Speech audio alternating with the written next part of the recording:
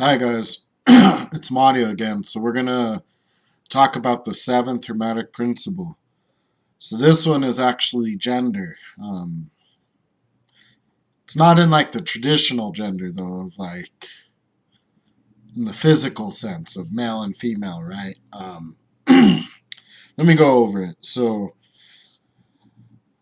the seventh principle states gender is in everything. Everything has its masculine and feminine principles. Gender manifests on all planes.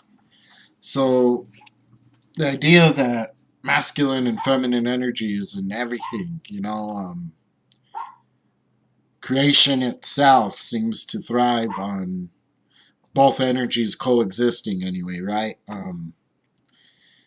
They definitely can't have one without the other, even if it's like bugs and stuff that are hermaphrodites in that sense, that kind of do that I want to say it's asynchronous uh gosh, I can't come up with the words, but they basically fertilize their own eggs, right?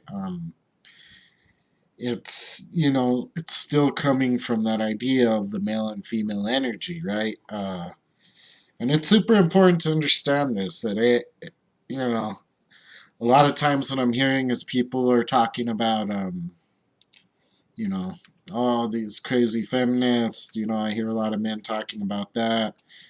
I hear a lot of women talking about how men don't do anything, right? They say, oh, well, they're just the seed, and we transform everything, and we're the one who go through the whole pregnancy and whatnot, which is true. It's very true, but it's like too many times we're looking at these differences is what I think is wrong.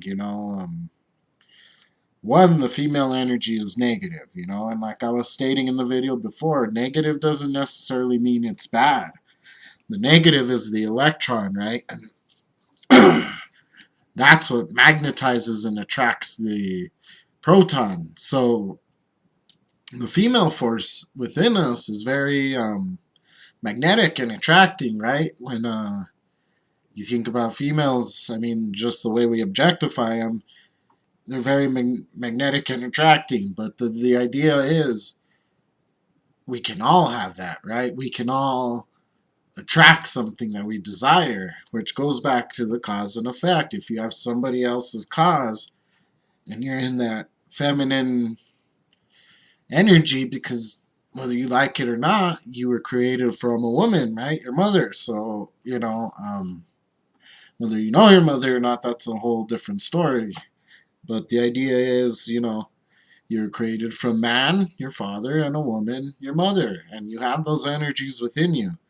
Now, the male energy is the perpendicular to the magnetic force. We're the electric force,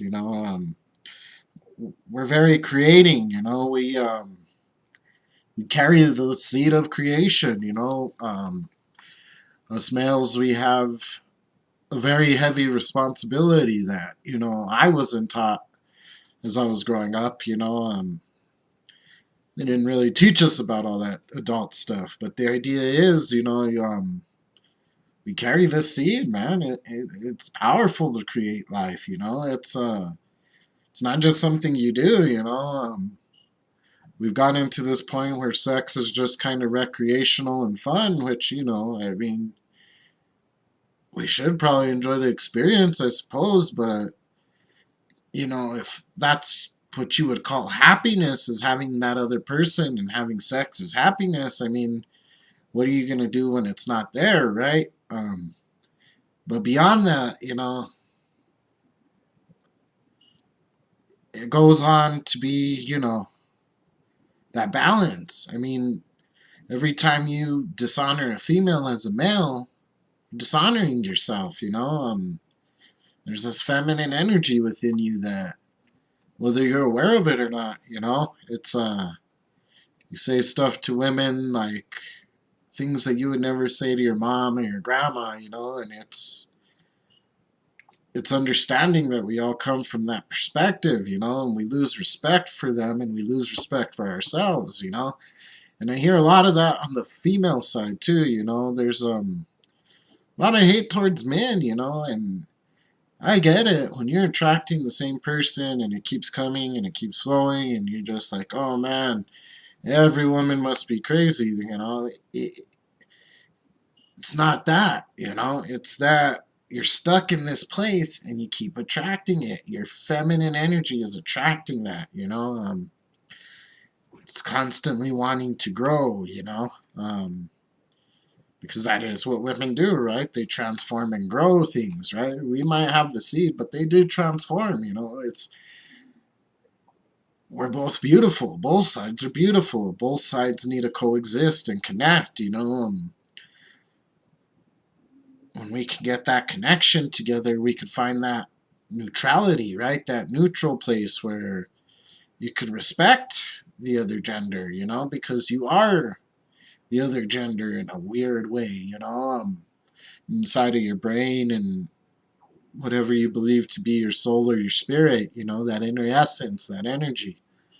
But essentially that's it, you guys. That's the seventh principle. This one's a short one, but it's still very much needed, because whether you want to attract or push away, it depends on what energy you need. Are you going to be the feminine attracting, or are you going to be the masculine and kind of like set up the barrier and keep these things from coming in?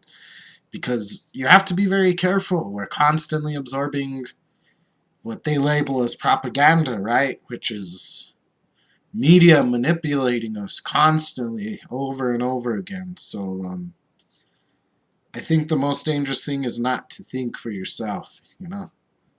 I'd question everything. If you've been watching all 7 videos, I'd question everything I've said, and you can definitely leave a comment. We could talk about it, but I'll go out there and read some more stuff. Go out there and check out more sources. I read about, I don't know, I want to say at least 15 different religions and spiritual walks now, and they've all given me new perspectives where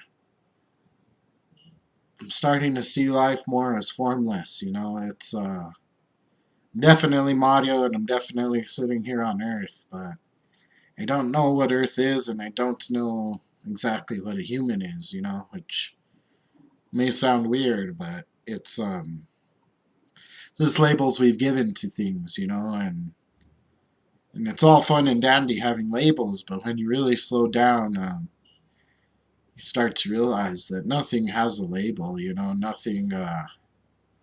nothing has a form, it's all